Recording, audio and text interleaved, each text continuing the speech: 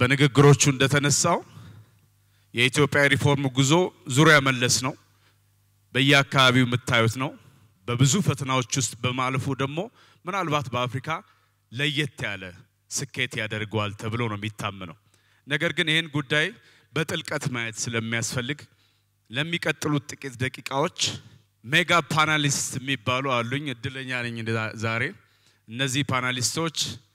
የኢኮኖሚ እድገታችንን የፍትህ ስርዓቱን የትምህርቱን የኢንፎርሜሽን ቴክኖሎጂውን የሲቪል ሰርቪሱን ጉዞ ባጭሩ ግን በጥልቀት የሚያስቃኙ ነው የሚሆነውና አንዴ ሳይመጡ ለፓናሊስቶቻችን እጃቸውን እንድታነሱ ጠይቃለሁ ከዚህ በመቀጠል የመጀመሪያውን ፓናል እንዲሳተፉ ወደ መድረክ የሚጋብዛቸው አንደኛ አቶ አህመድ ሺዴ የኢፌድሪ ፋይናንስ ሚኒስትር አመሰግናለሁ ፕሮፌሰር ብርሃኑ ነጋ የኢፌድሪ ትምህርት ሚኒስትር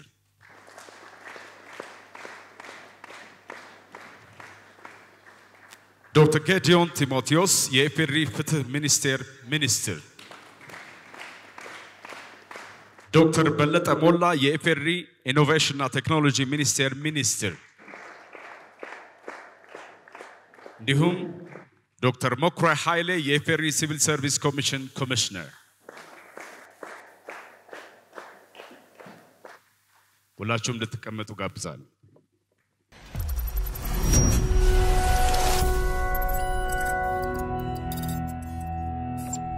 እንደምታውቁት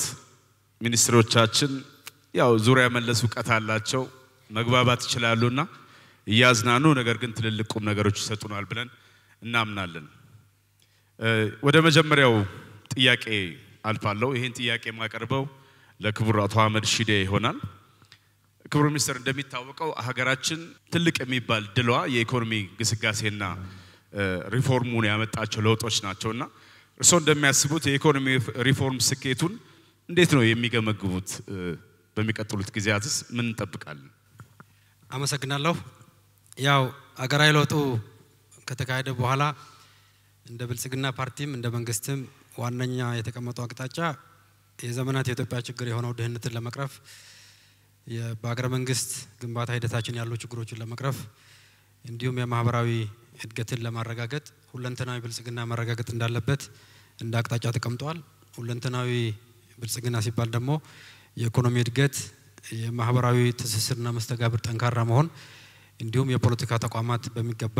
ማደግ የተሟላ እድገት እንዲኖር ተብሎ ነው የተቀረጸው ይሄም ደግሞ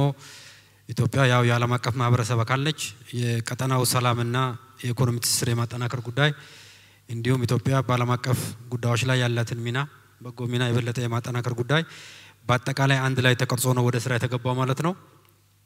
በመጀመሪያው የሪፎርም ጊዜያት የተናጠለ የሪፎርም ስራዎች ተሰርተዋል ከዛም የአገር በቀል ኢኮኖሚ ሪፎርም ተቀርጾ ተግባራዊ ማድረግ ጀምሯል በሂደትም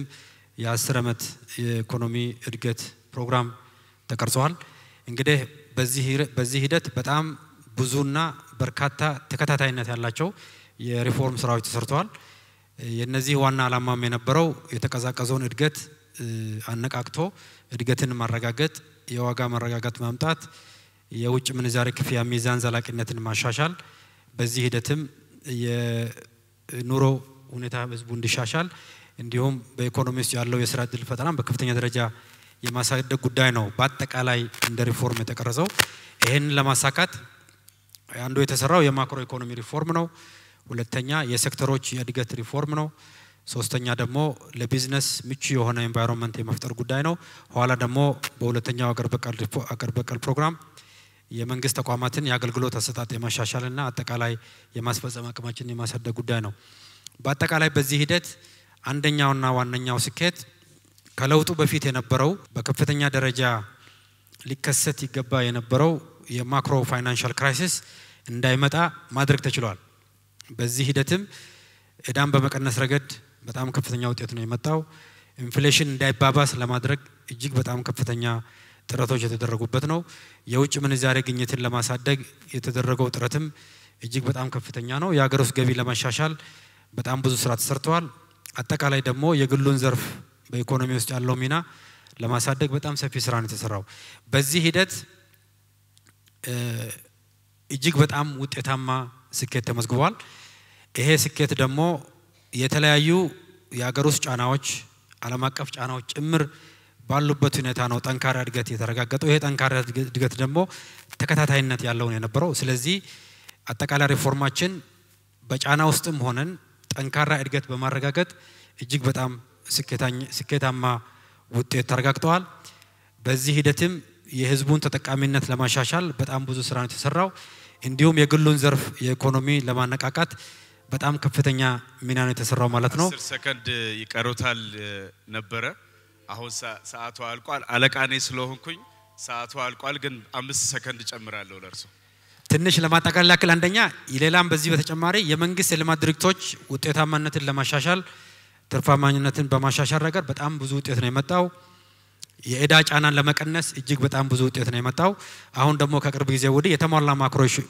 ኢኮኖሚክ ሪፎርም በማካሄድ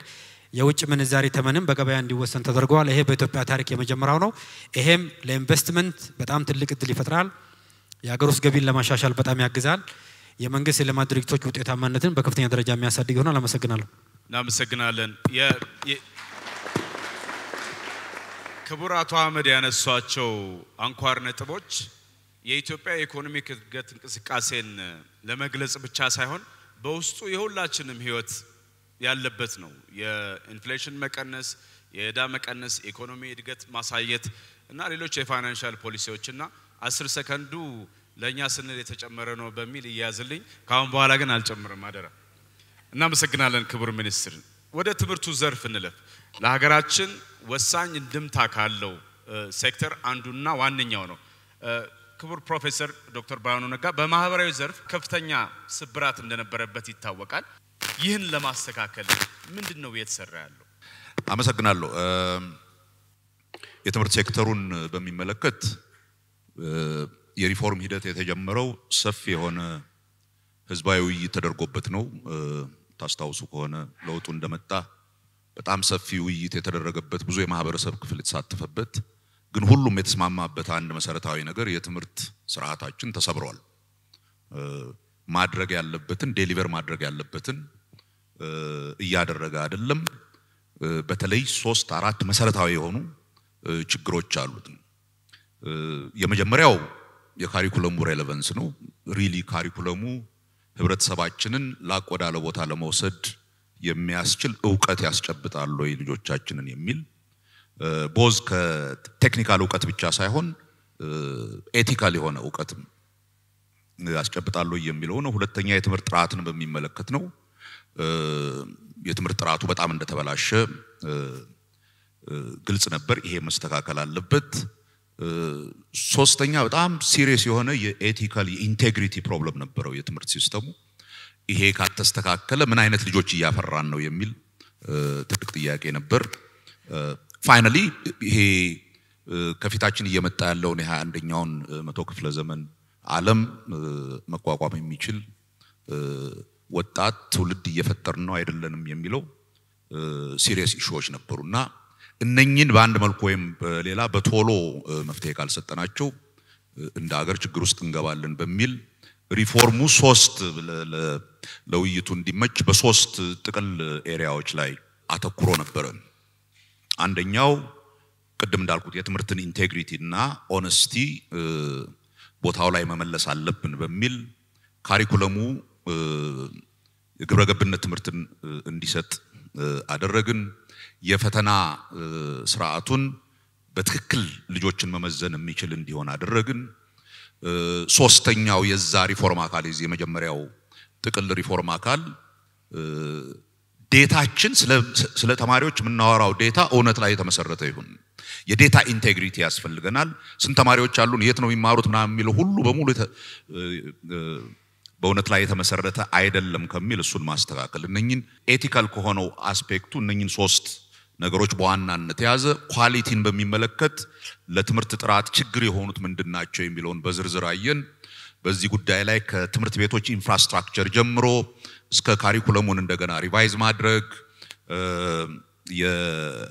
የመምህራንን የትምርት ቤት አስተዳደርን በተለይ የትምህርት ቤት አስተዳደርን ከፖለቲካ አውጥቶ ነፃ የሆነ በሜሪት ላይ የተመሰረተ ማድረግ የመምህራንን ስልጠና በአዲስ መልክ መስራት all this የትምህርት ኳሊቲን ለመቀየር የሚደረግ ሪፎርም ለርሶም 5 ሰከንድ ጨምሬያለሁ ኦኬ ሶስተኛው የኢኩዊቲ ጥያቄ ነበር በጣም ትልቁ እንትን ያደርገን አንደኛ ትምህርትን ለማዳረስ የተደረገው ሙከራ ለልጆቻችን ለሁሉም ለደሃውም ለደሃ ቤተሰቡም ለሀብታሙም ሪዝነብሊ ጥራት ያለው ትምህርት ካልሰጠን ትምህርት ህብረተሰብን ማቀራረቢያ ዝቅተኛ የህብረተሰብ ክፍል ውስጥ ያለውን ከፍ ማድረጊያ መሆኑ ቀርቶ እንደውም በህብረተሰብ መካከል ያለው ልዩነት የሚያሰፋ ፖቴንሻሊ አደገኛ የሆነ ማህበረሰብ የሚፈጥር ነው በሚል የትምህርት ጥራትን ከታች ጀምሮ በተለይ በደንብ ለማይደርሰው ማህበረሰብ ኤምፋሲስ ሰጥቶ መስራት ይገባል በሚል ነው በእነኚህ በሶስት ሜጀር ኤሪያዎች ነው ፕሮፌሰር እናመሰግናለን በነገራችን ላይ ክቡር ፕሮፌሰር ብርሃኑ ሆነ አጋጣሚ ስለ ትምህርት ጥራት በሚያነሱበት ጊዜ ትውልድ መፍጠር ማለት በቴክኖሎጂ ወይ በኢኖቬሽን ብቻ ዕውቀት ያለው ብቻ ሳይሆን መልካም ዜጋን ስነ ምግባር ያለው ዜጋን የምንፈጥርበት ነውና የትምህርት ሴክተር ሪፎርም ከዚህም ባለፈ አምሹር በቅርብ ጊዜ ውስጥ ወደ ፖሊሲ ለውጥ ይመጣል የሚል እምነት አለን ክቡር ፕሮፌሰር እናመሰግናለን ወደ ፍትህ ስርዓቱ እንሂድ እንደሚታወቀው ያለፈው የሪፎርም ስራ የፍትህ ዘርፍንም በጥልቀት እንደነካ መረጃዎች ያሳያሉ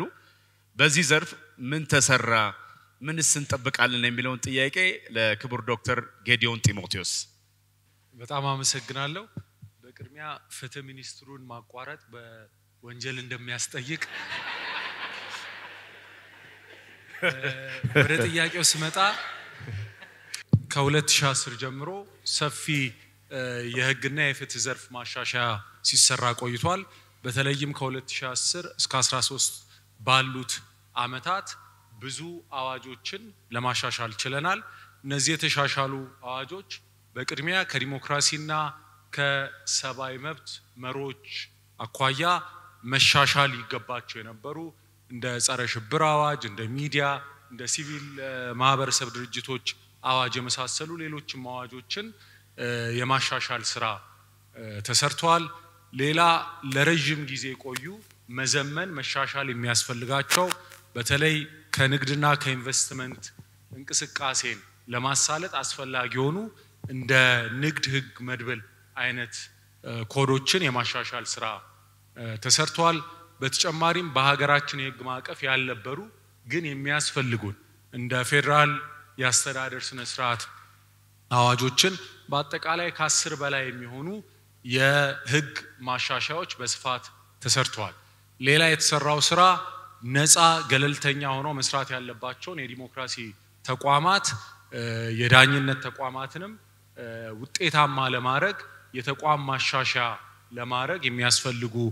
የህግ ማዕቀፎችም ተሻሽሏል ከዚህ በተጨማሪ እንግዲህ ምን እንጠብቅ ለሚለው እነዚህ የተሻሻሉ ህጎች የማይነኳቸው የማይደርሱባቸው ጥልቅ የሆኑ መሰረታዊ የሆኑ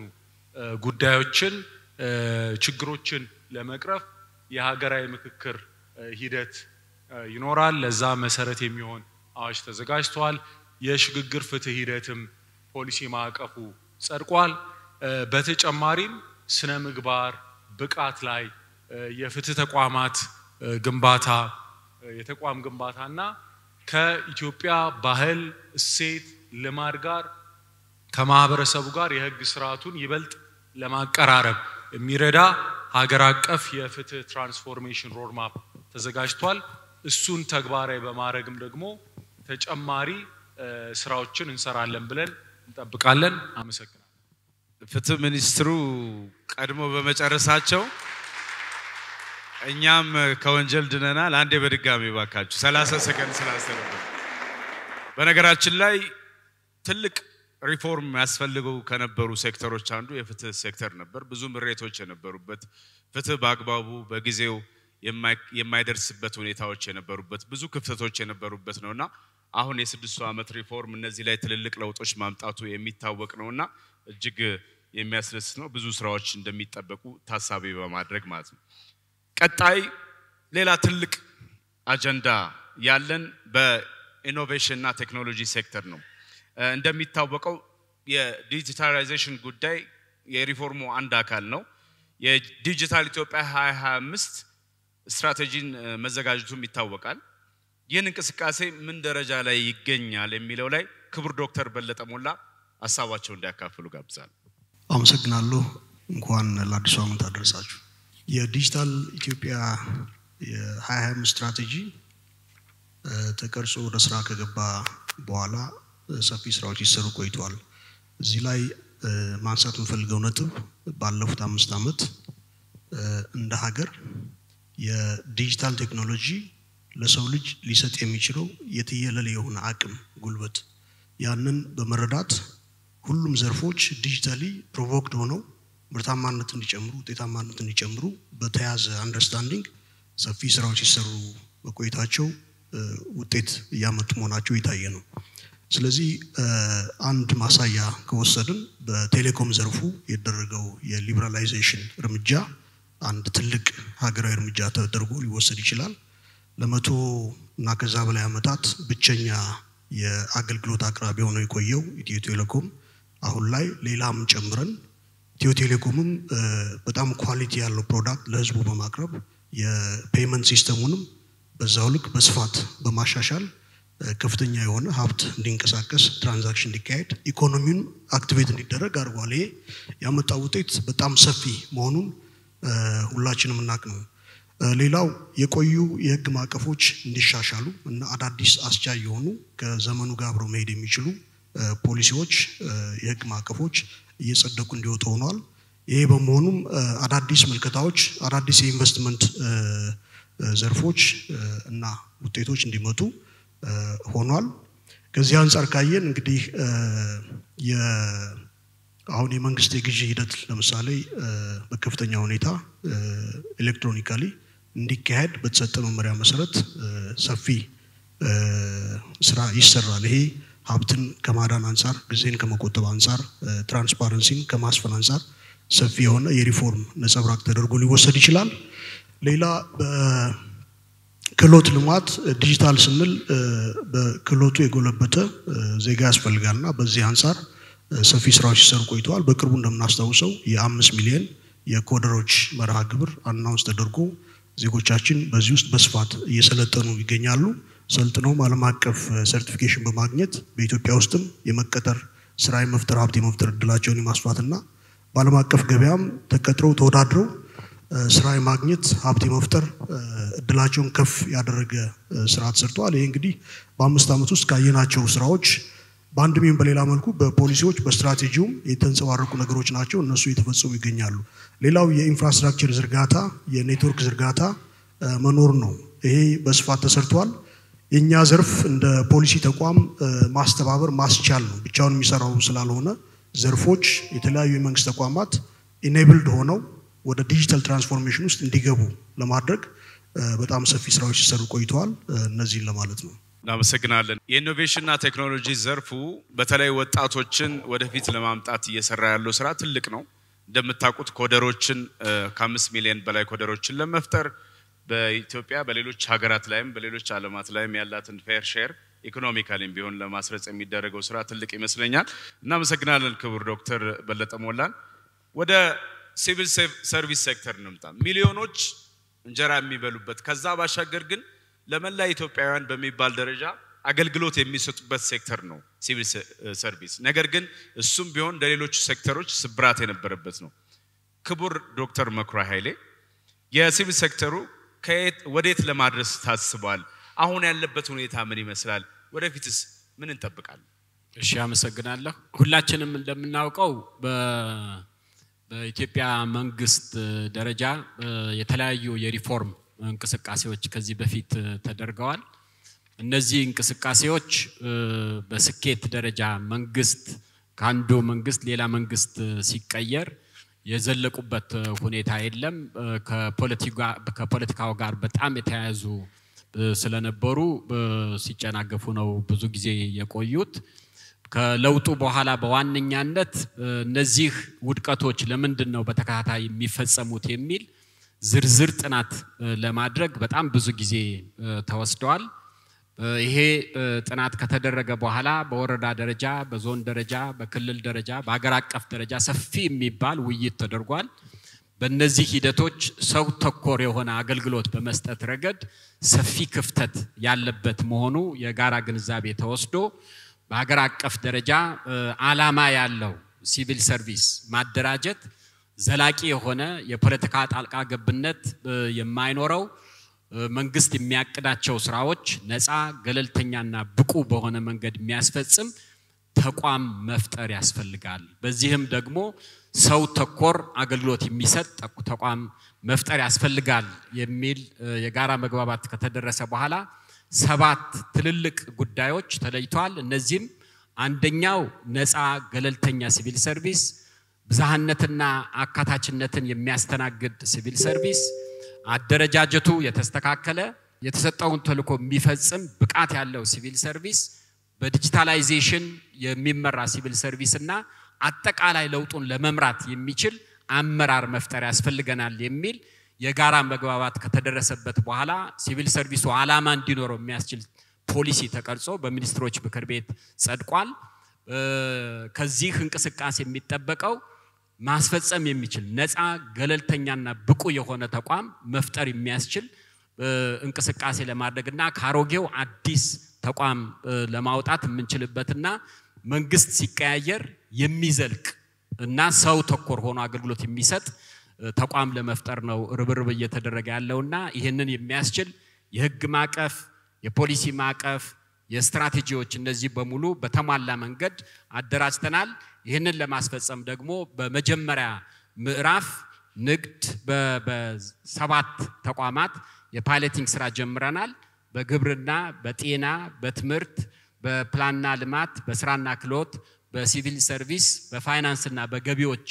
ሪፎርሙ በመጀመሪያ ዙር አድርገን እንቅስቃሴ ተጀምሯል ከዚህ ትልቅ ውጤት እንጠብቃለን ብለን ነው የምናስበውና ዋና ዋናዎቹ እነዚህ ናቸው አመሰግናለሁ ዶክተር በኩራን እናመሰግናለን በሁለት ምክንያት አንዱ በሰዓቱ ስለጨረሱ ሁለተኛ ከርሶ የወሰድኩት ነፃ ገለልተኛ ብቁ ተቋም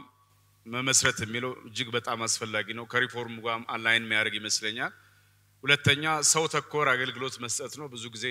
ምሬት የሚነሳበት ስለሆነ ነው አምሹር በሚቀጥሉት አመታት በርካታ ለውጦች እናያለን ብለን እናስባለን ክብራትና ክብራን ለማስታወስ ያክል ይሄ ፓናል እየተከናወነ ያለው በተመረጡ 5 ሴክተሮች በኢኮኖሚ በትምህርት በፍትህ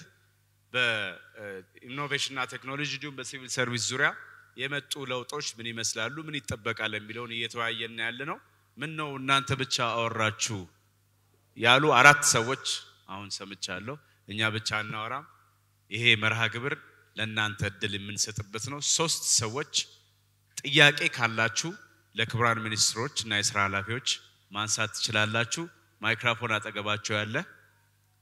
ለአንድ ሰው ከ20 ሰከንድ ያልበለጠ ሰጣለው ጥያቄያችሁን በነጻነት ማንሳት ትችላላችሁ If there is anyone who would like to ask questions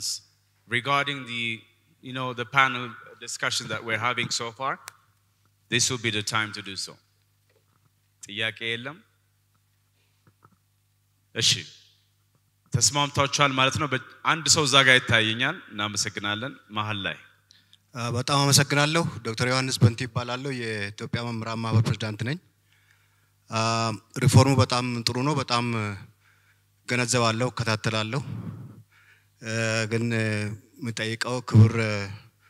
ትምህርት ሚኒስትሩንና የሲቪል ሰርቪስ ኮሚሽነሩን በአክብሮት ጠይቃለሁ በርካታ ስራዎች የተሰሩ እንደሆነ በመዋቅራችን አንጋፋው የኢትዮጵያ መምህራን ማህበር ከ76 አመት በላይ የቆየ ነው እናውቀዋለን የሀገራችን ችግር በደንብ አንዱ ችግር ብለን የምንወስደው የመልካም አስተዳደር ችግር ነው I think መንግስት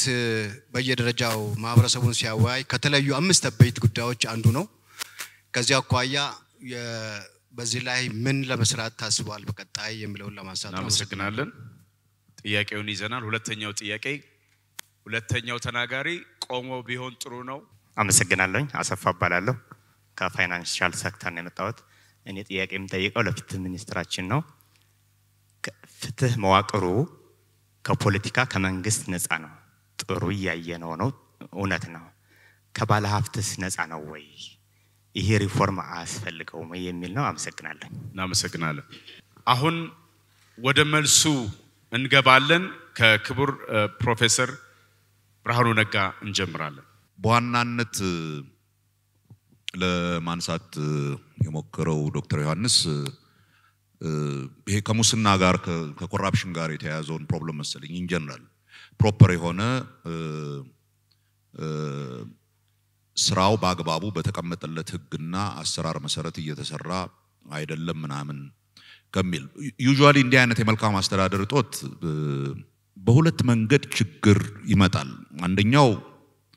አንዲው የሆነ የፖለቲካ ኢንተርፌረንስ በተለያዩ የስራ ዘርፎች ውስጥ በሚገባበት ጊዜ ያ አሰራሩን ህጋዊና ፌር ትክክለኛ እንዳይሆን ያደርገዋል። ሁለተኛው ገንዘብ ነው፣ በብር ነው። ቅድም ከእንትኖቹ ነፃ ነው ያለው ጥያቄ ሁለተኛው ጥያቄ ጠየቀው። ኢምፖርታንት ፓርቱ እኔ እስከሚገባኝ ድረስ በመንግስት ደረጃ ያለው ሁለቱም አይነት አጠቃላይ አሰራራችንን የሚበክሉ ስራዎች whether it is በፖለቲካ ኢንተርፌረንስ ኦር በሀብት የመንግስትን አሰራርና ስራዎች ኢንፍሉዌንስ የሚያደርግ አንዲው በሆነ መንገድ የሚያደርጉ ነገሮችን ማስወገድ አለብን የሚል አጠቃላይ ኮሚትመንት በመንግስት ውስጥ አለ። ሁሉንም ስትሰማውን ትምህርት ከፖለቲካ ነፃ ይሁን some kind of equity ይኑረው ሰርቪስ ፐብሊኩ ሰርቪስ ሲያገኝ በገንዘብ ወይም በአቋራጭ ወይም በሰው በዘመድ የሚሰራ ነገር እንዳይኖር በተቻለ መጠን እነኚህን ሁሉም ዜጋ በእኩልነት የሚጠቀምባቸውን ተቋሞች መጠቀም ያለበትን ተቋሞች በዛ መልክ መጠቀም አለበት ከሚል ነው። እነኚህ ሪፎርሞች ሁሉም ውስጥ አሉ። ይሄ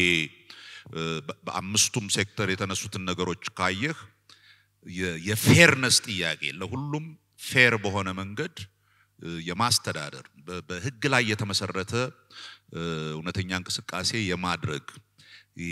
በሀብትም ሆነ በሌላ ምክንያት በሰዎች መካከል መበላለጥ አትሊስት ሰርቪስን በማግኘት በኩል መበላለጥ እንዳይኖር እነኚህን ነገሮች ኢንቴንሽናል ሆኖበታል። በጣም ኢምፖርታንት ፓርቱ አይ ቲንክ ለውጡ የሚሰራው ሪፎርም አስቦበት ነው ይሄን ነገር እያደረገ ያለው። እነኚህን ነገሮች መቋቋም አለብን። ባንዴ ይሆናል ማለት አይደለም፣ ጊዜ ሊወስድ ይችላል። ግን ፓርት ኦፍ ዘ ፓኬጅ ይሄንን ነገር በሚሰራበት ጊዜ ዋናው ፓኬጅ እነኚህ ነገሮች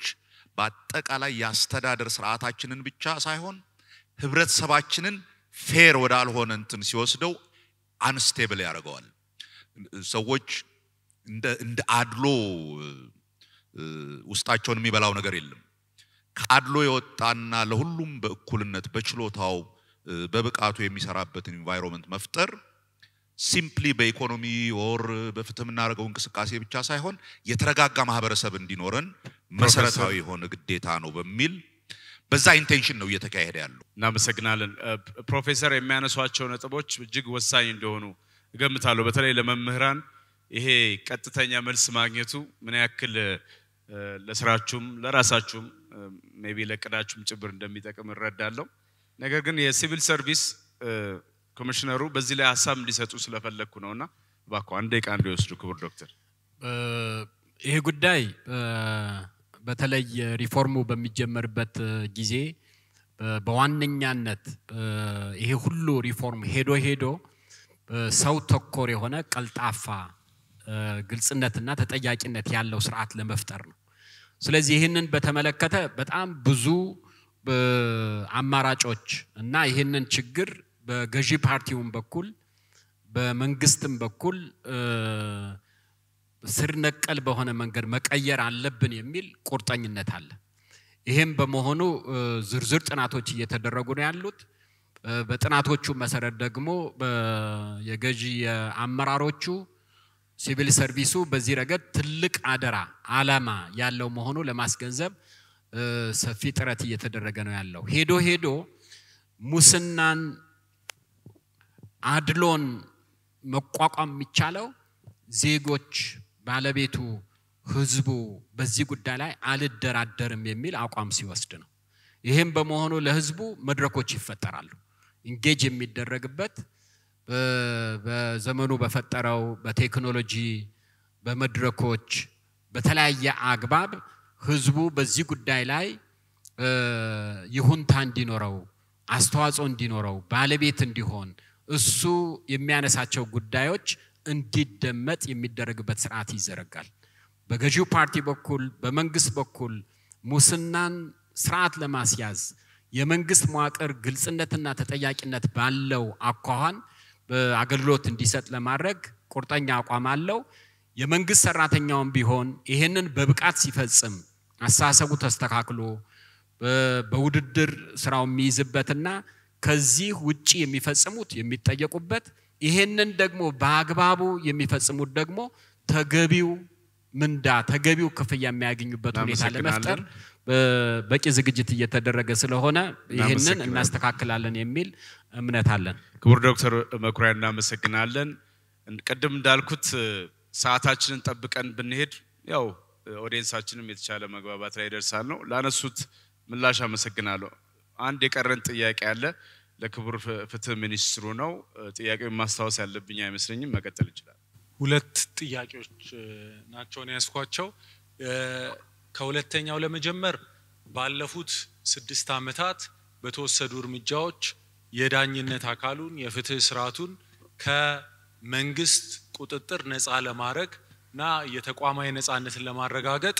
ሰፊ ስራ ተሰርቷል ውጤትም ተገኝቶበታል ነገር ግን እንደተባለው ነፃነትን በጣም በቁንጽል በጠባቡ በመረዳት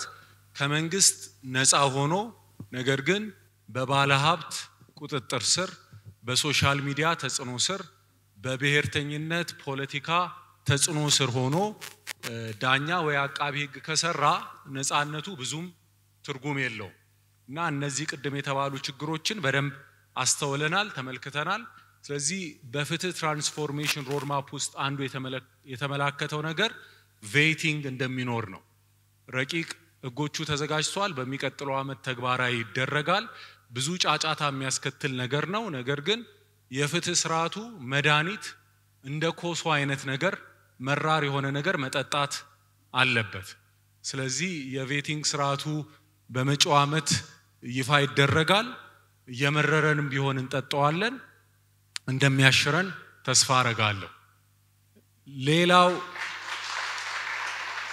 የተነሳው ነገር ካስተዳደር ጋር የተያዘ ነው በኢትዮጵያ ቢሮክራሲው ከ100 አመት በላይ የቆየ ነው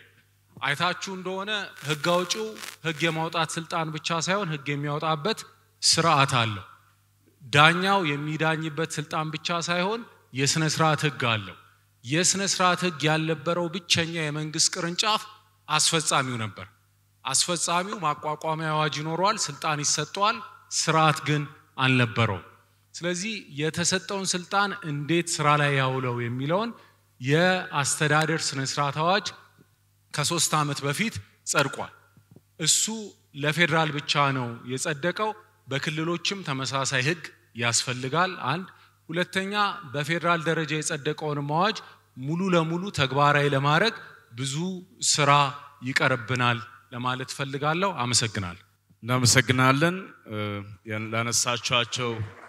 ጥያቄዎች ከኦዲየንሱም ለመጡ እጅግ በጣም እናመሰግናለን ከዚህ በኋላ 10 ደቂቃዎች ይቀሩናል ይሄን ፓናል ለማጠቃለል 3 ጥያቄዎች አነሳለሁ በተከታታይ የመጀመሪያው ጥያቄ እንግዲህ አሁን ስለ ሪፎርሙ በርካታ እንደምታውሽ ተነጋግረናል ምን እንደምንጠብቅ እንነጋገር እስኪ የኢትዮጵያ የማክሮ ማሻሻያ ለማህበራዊ ፍትህ ማሻሻያ ምን ያግዛል ከሚለው እንነሳ ሌሎች ሚኒስትሮችን በዚህ ላይ ሐሳብ ካላችሁ አንዳንድ ደቂቃ ይወስድ እናብራራለን አመሰግናለሁ የተሟላ የማክሮ ኢኮኖሚ ማሻሻያው ጥልቀት ያለው ውጤት እንደሚያመጣ ይጠበቃል አንዱና ዋነኛው የተረጋጋ የማክሮ ኢኮኖሚን በማምጣት የተረጋጋ የዋጋ ሁኔታ በኢኮኖሚ ውስጥ እንዲኖር ፍትሃዊ እና ጠንካራ እድገት እንዲረጋገጥ በማድረግ የህዝቦችን ተጠቃሚነት በከፍተኛ ደረጃ እንደሚያጠናክር ይጠበቃል ከአጭር ጊዜ አንፃር የሚያመጣውን ጫና ለመቋቋም እንዲያስችል መንግስት ህዝቡን ለመደገፍ የሚያስችል የተለያዩ የድጎማ ስራዎችን በመጀመሪያዎቹ ወራቶችና አመት የሚደረግ ይሆናል ይሄም የህዝቡን ተጠቃሚነት ለማሳደግ በተለይ ቋሚ ገቢ ያለው ማህበረሰብ የሚመጣበትን ጫና ለመቋቋም እንዲያስችል በከፍተኛ ደረጃ የሚያግዝ ይሆናል እንግዲህ የማክሮ ኢኮኖሚክ ዲስቶርሽኑ በአብዛኛው የደሃውን ማህበረሰብ በከፍተኛ ደረጃ የሚጎዳ ነው ስለዚህ የዚህ መስተካከል አብዛኛውን ዝቅተኛ ማህበረሰብ ገቢ ያለው ማህበረሰብ በከፍተኛ ደረጃ የሚያግዝ ይሆናል። ጠንካራ እድገት ሲረጋገጥ የኢንቨስትመንት መጠን በኢኮኖሚው ሲያድግ የሥራ ዕድል ፈጠራ በከፍተኛ ደረጃ በሚያድግበት ጊዜ ይሄ የምናመጣው እድገት ደግሞ ዘርፈ ብዙ ስለሆነና የህዝቦችን ከፍተኛ ተሳትፎ የሚጠይቅና በዛ መልኩ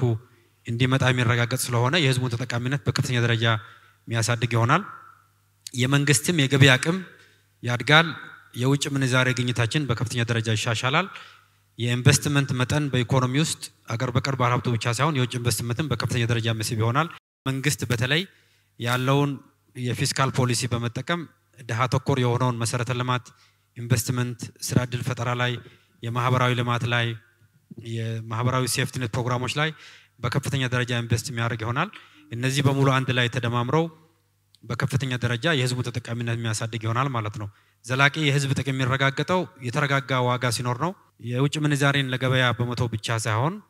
አጠቃላይ የገቢ አቅም በማሳደግ ኢንቨስትመንትን በመሳብ የመንግስትን የልማት ድርጅቶችም ይሆን በበጀት የሚሰሩ ስራዎችም ውጤታማነት በከፍተኛ ደረጃ የሚያሻሽል ነው የሚሆነው። ይሄ ደግሞ በቀጥተኛ የህዝቡን ተጠቃሚነት በከፍተኛ ደረጃ የሚያሳድግ ይሆናል። የኢትዮጵያን አገረ መንግስት ኢኮኖሚ ተወዳዳሪነት በከፍተኛ ደረጃ የሚያሳድግ ይሆናል። ከህዝብ ብዛታችን ጋር ከብዙ አገሮች ጋር ከመጎረባታችን አንፃር ጋር ደግሞ እንኳን የኢትዮጵያን ህዝብ ብቻ ሳይሆን ቀጠናውንም ጭምር በልማት በማስተሳሰር ያጠቃላይ የቀጠናውንም የህዝቦች ተጠቃሚነትን በጋራ ይዞ እንደሚወጣ ይጠበቃል። አመሰግናለሁ። አድረስ መልካም እናመሰግናለን ክቡር ሚኒስትር። የእርሶ እንዳነሱት የኢትዮጵያ ኢኮኖሚ በሪጅኑም ጭምር በምስራቅ አፍሪካ ሪጅን በአፍሪካም ጭምር ያለው ተጽዕኖ የሚታወቅ ነው። የኢኮኖሚ እድገቱን ማስቀጠሉ ከኛ ከኢትዮጵያውያን ያለፈም እንድምታለው ወደ ኋላ ላይ የምናነሳቸው ነገሮች ይኖራሉና መጨረሻ ላይ ያነሱት ፖይንት እጅግ ጠቃሚ ነው። በዚህ የማህበራዊ ፍትህ ማሻሻያ ላይ የተነሳው ፖይንት ሜቢ ወደ መጨረሻ ላይ ሌሎች ሚኒስትሮች የምታነሷቸው ነጥቦች ካሉ እድል እንሰጣለን። ወደ ትምህርቱ እንምጣ። አሁን ኢትዮጵያ የምትፈልገው ትልቅ ኢኮኖሚ መገንባት፣ ብልጽግናን ማረጋገጥ፣ ፍትሃዊነትን ማረጋገጥ የሚሉ ሴክተሮች በአጠቃላይ ላይ የትምህርት ፖሊሲው የሚጫወታቸው ትልልቅ ሚናዎች አሉ እና አሁን ይህንን እድገት ሊያመጣ የሚችል ክቡር ፕሮፌሰር ትክክለኛ ክህሎት ያለውና የተማረ የሰው ኃይል አለን ወይ የሚለው ላይ አስተያየት እንዲሰጡበት ጠይቃል። ቢኖርን ኖሮማ ለምን ለውጥ ያስፈልገናል? የትምህርትን ችግር በማህበረሰብ ደረጃ በከፍተኛ ደረጃ አጽንኦት ሰጥቶ ህብረተሰቡ የሚከታተልበት ምክንያት አንዳንድ ጊዜ አይ ቲንክ ብዙ ነገር ከኢኮኖሚው ጋር ብቻ ስለምናያይዘው ለመጪው ኢኮኖሚ ብቁ የሆነ ክህሎት ያለው ሰው እየተፈጠረ ነው ወይ በሚል ነው ለመለካት የሚሞከረው። ለኔ ትምህርት ሰው ነው የሚፈጥረው። ኖት ጀስት ዝም ብሎ ለገበያ የሚሆን ችሎታ ያለው ሰው ብቻ ሳይሆን እንደ ማህበረሰብ በሰላም አብሮ መኖር የሚችል፣ ማሰብ የሚችል፣ በምክንያት መወያየት የሚችል፣ ለትንሽ ለትልቁ ጠመንጃ ማያነሳ some basic የሆነ ኤቲካል እንትን ያለው ሰው ነው መፍጠር። ያ ሰፊ ስራ የሚጠይቅ በትምህርት ስርዓቱ ውስጥ ብቻ ሳይሆን ከወላጆች ጋር ከአካባቢው ከኮሚኒቲው ጋር የተያያዙ ብዙ ነገሮች አሉትና ይሄ ስራ አሁን በትምህርት ሴክተር የያዝነው ስራ ዝም ብሎ የትምህርት ሴክተሩ ብቻ የሚያደርገው ሳይሆን በትምህርት ሴክተሩ መደረግ ያለባቸው ነገሮች እንዳሉ ሆኖ እንደ ማህበረሰብ እስከ ዛሬ ድረስ የሄድንበት መንገድ ምን አይነት ችግር ውስጥ እንደከተተን ልጆቻችንን በመናፈራበት ሂደት ምን አይነት ችግር ውስጥ እንደከተተን ባጭር በሾርት ከት ሁሉ ነገር ይገኛል የሚል በጣም አጉል የሆነ ባህል ውስጥ እንደከተተን መስረቅ ማጭበርበር ነውር ያልሆነበት ያንን መቋቋም ምንችለው ከታች ጀምሮ ልጆቻችንን ፌር የሆነ ህብረተሰብ መፍጠር ምንችለው በዚህ መልክ ነው። ይሄንን እናርግ በችሎታ በታታሪነት በስራ ለሌላው በማሰብ ነው ህብረተሰብ የሚገነባውና ስቴብል የሆነ ህብረተሰብ እንፍጠር ካልን because at the end of the day በኢኮኖሚውም በምኑም እናረጋው እንቅስቃሴ የተረጋጋ ጤነኛ ህብረተሰብ መፍጠር ነው። ያ ከሆነ በትምህርት ሴክተር ውስጥ የምንሰራው ስራ ሲግኒፊካንት ነው። አንፎርቹኔትሊ እንደሌላው ባጭር ጊዜ የሚገኝ አይደለም ሙሉ ትውልድን እንደገና የመፍጠር ስራ ነው ጊዜ ይወስዳል ግን የተጀመረው ስራ ከቀጠልንበትና በደንብ ከገፋ ነው ለኔ ኢትዮጵያ የሚገባት በዓለም ደረጃ የሚገባት ቦታ ላይ ማድረስ እንችላለን ብያምናለሁ ካፓቢሊቲውን ዴቨሎፕ ማድረግ በፍጹም አያቀተንም ግን የጋራ ኮሚትመንት ይፈልጋል እንደ ህብረተሰብ ኮሚትድ መሆን አለብን ልጆቻችን ካሁን በኋላ መጪውን ወጀብ በዓለም ደረጃ እየመጣብን ያለውን ወጀብ መቋቋም የሚችሉ ልጆች ያፈራን ነው ወይ በችሎታቸው በባህሪያቸው የሚለው ነው ሴንትራል የሚሆነውና እሱን ለማድረግ ነው እየሰራን ያለነው የህብረተሰቡ ድጋፍና ትብብር በከፍተኛ ደረጃ የሚያስፈልገው የሪፎርም ሂደት ነው ፕሮፌሰር እናመሰግናለን እጅግ ጠለቅ ያለ ማጠቃላይ ይመስለኛል ግን አጠቃላይ ፓናላችንን ለመዝጋት በሚቀጥሉት 2 ደቂቃዎች ውስጥ በሁሉም ሴክተሮች ላይ ምንድነው ኢትዮጵያውያን የምንጠብቀው ይሄ ሪፎርም መዳረሻው ምንድነው የሚለው ላይ ማጠቃላይ እንዲሰጡን በድጋሜ ለአቶ አህመድ ሺዴ እድል ሰጣል አመሰግናለሁ አጠቃላይ እንደ መንግስት ስንሰራ የቆየውና በቀጣይም የምንሰራቸው የሪፎርም ስራዎች አንደኛ በኢኮኖሚ ረገድ ጠንካራ ኢኮኖሚ ለመገንባት የተረጋጋ ማክሮ ኢኮኖሚ ያለው ጠንካራ እድገትና ያ እድገትም ፍትሃዊ የልማት ተጠቃሚነትን የሚያረጋግጥ ሆኖ ማየት ነው አንደኛው ኢኮኖሚ በፍትህ ዘርፍም የሚደረገው ሪፎርም በሲቪል ሰርቪስም የሚደረገው ሪፎርም ጠንካራ መንግስታዊ ተቋማት እንዲፈጠሩና የዲሞክራሲም ተቋም የህግ ተጠያቂነትን የሚያሰፍኑ ተቋሞች እንዲሁም አገልግሎት የሚሰጡ ተቋማትን በመገንባት ጠንካራ ሀገረ መንግስት ያለው ተቋማት ያሉት የፖለቲካ እድገት ምንለውን የማረጋገጥ ስራ ነው የሚሆነው በማህበራዊ ዘርፍ የሚደረጉ ሪፎርሞች እንዲሁም ጠንካራ የተማረ የጋራ ማንነት ያለው ሶሻል ኮሄዥኑ ስትሮንግ ይሆነና እንደ አንድ ኢትዮጵያዊ ኮሌክቲቭ አይደንቲቲ የተገነባ ማህበረሰብ ለሰላም ለአብሮነት ለመተባበር ከፍተኛ ደረጃ የደረሰ ማህበረሰብ የመፍጠር ጉዳይ ነው እነዚህ ሶስቱ ደግሞ አንድ ላይ ተደምሮ ሁለንተናዊ ብልጽግናን ለማረጋገጥ ከፍተኛ እገዛ ያደርጉልናል ማለት ነው እነዚህ ስራዎችንም ስንሰራ ደግሞ አጠቃላይ የቀጠናዊ የኢኮኖሚ ትስስሮችን በማጠናከር ዓለም አቀፋዊ ስራዎችን በማጠናከር በቀጣይነት የሚሰሩ ይሆናሉ በዚህ ሂደት የመንግስት አመራር የመንግስት ሰራተኛው አጠቃላይ ህዝቡ የግሉ ባለሀብት ተሳትፎ እጅግ በጣም ከፍተኛ ነው በተለይ ደግሞ የልማት አጋሮቻችን በከፍተኛ ደረጃ ሲያግዙን ቆይተዋል በመልቲላተራልም ባይላተራልም ሁሉም በስማቸውን ለየብቻ መጥቀስ የለብኝም በተለይ አሁን የተሟላ የኢኮኖሚ ሪፎርም በገባንበት ወቅት በፋይናንስ ድጋፍ በእውቀት ድጋፍ ከባይላተራልም በጠንካራ ጎን ከጎናችን ተሰልፈው አሉ በመልቲላተራልም በትልቅ ሪሶርስ እና እውቀት ከጎናችን ተሰልፈው አሉ ኢትዮጵያ ደግሞ ይሄንን ሪፎርም በተሟላ መልኩ እነዚህ ሁሉ ሪፎርሞችን በማድረግ ስኬታማነትን በማረጋገጥ አጠቃላይ ሁለንተናዊ ብልጽግና እንዲመጣና የኢትዮጵያ ህዝቦች ተጠቃሚነት እንዲረጋገጥ የማድረጉን ስራ አጠናክረን እንቀጥል ሆናል አመሰግናለሁ ክብራትና ክብራን በዚህ ላይ ምንም ምን ጨምረው ነገር አይኖርም እጅግ የተብራሩ መልሶችና ማብራሪያዎችን ያገኘነው በድጋሜ ፓናሊስቶቻችን እናመሰግናለን አቶ አህመድ ሺዴ የፌደራል ፋይናንስ ሚኒስትር ፕሮፌሰር ብርሃኑ ነጋ የፌደራል ትምህርት ሚኒስትር ዶክተር ጌዲዮን ጢሞቴዎስ የፌደራል ፍትህ ሚኒስትር ዶክተር በለጠ ሞላ የፌደራል ኢኖቬሽንና ቴክኖሎጂ ሚኒስትር እንዲሁም ዶክተር መኩሪያ ኃይሌ የፌደራል ሰርቪስ ኮሚሽነር በእናንተ ስም አመስግኑልኝ እናመሰግናለን